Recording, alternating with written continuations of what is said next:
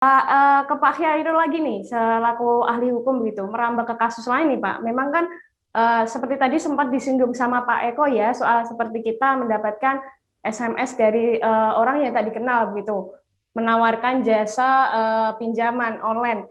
Sebenarnya kalau misalnya dikategorikan begitu Pak Khairul, dari kita mendapatkan SMS seperti itu, apakah termasuk pelanggaran dari perlindungan data pribadi begitu Pak Khairul?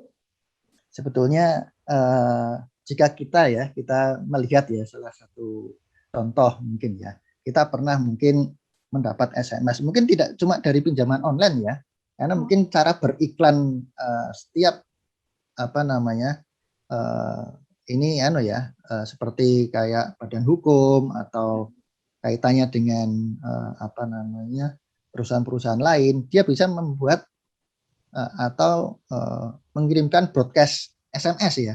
Bagaimana contoh ada diskon di sana, ada diskon di sini, ada makanan ini diskon. Jadi seperti itu mungkin untuk saat ini sudah biasa ya. Atau mereka juga mungkin juga tidak, yang saya tangkap ini tadi dari Mbak Sila katakan bahwa orang ini cuma memberikan iklan ya.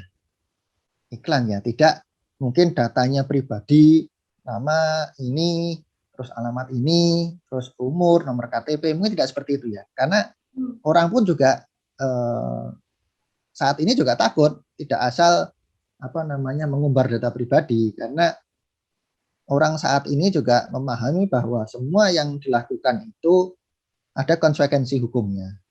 Kalau yang dilakukan seperti ya, kita kembali ke pinjol ilegal ini, mereka sebetulnya sudah tahu itu konsekuensi hukum itu sudah tahu.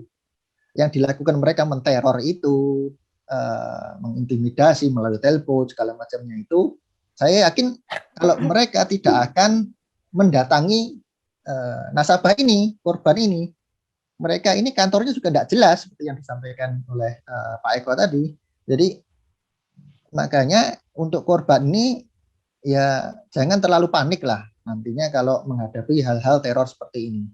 Mungkin cara tercepat ya ganti nomor HP, terus HP juga di restart seperti awal. Mungkin itu cara cepat itu ya. Cuman itu tidak akan bisa menghilangkan ya yang kontak kita yang sudah di download, dan mereka juga akan mencari tahu kita lagi kan gitu, dan menjelek-jelekkan lagi.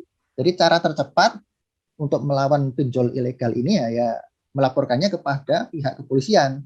Jadi biar pihak kepolisian yang mengejar mereka, karena ini juga sudah ilegal kan gitu. Masyarakat harus berani.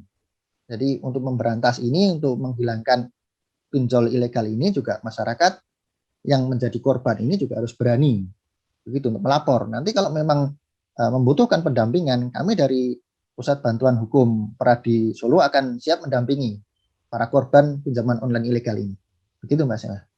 Oke Pak Khairul, berarti kalau misalnya memang balik lagi ya Pak, untuk kasus seperti ini kan memang seperti iklan gitu, promosi. Iya. Kalau kita merasa terganggu dengan memang sudah beberapa kali mengirimkan SMS dengan teks yang sama, menawarkan yang sama, namun dengan nomor yang berbeda. Kalau kita masih merasa terganggu, mungkin apa yang bisa dilakukan masyarakat begitu Pak Khairul? Kalau saya pribadi akan blokir nomor itu begitu. Jadi memang kita sering ya segala macam, karena belum tentu juga mereka mengirimkan itu dengan mencari data ya, data pribadi kita ya, belum tentu ya. Jadi kadang-kala mereka juga acak saja mengirimkan itu. Jadi lebih baik dan meningkat waktu, tidak membawa merugikan segala pihak, ya kita blokir saja nomor-nomor itu. Cara cepat lah. Oke, berarti lebih untuk penanganan cepatnya bisa langsung blokir saja begitu ya Pak Khairul ya. Jadi memang kalau dikategorikan belum bisa dikategorikan sebagai pelanggaran dari perlindungan data pribadi begitu ya Pak Khairul ya. Benar, karena di Undang-Undang Administrasi Kependudukan itu yang dikecualikan sebagai informasi publik itu ya termasuk KTP, KK itu ya. Jadi yang bisa mengakses itu adalah Kementerian Dalam Negeri. Jadi ada memang aturan itu.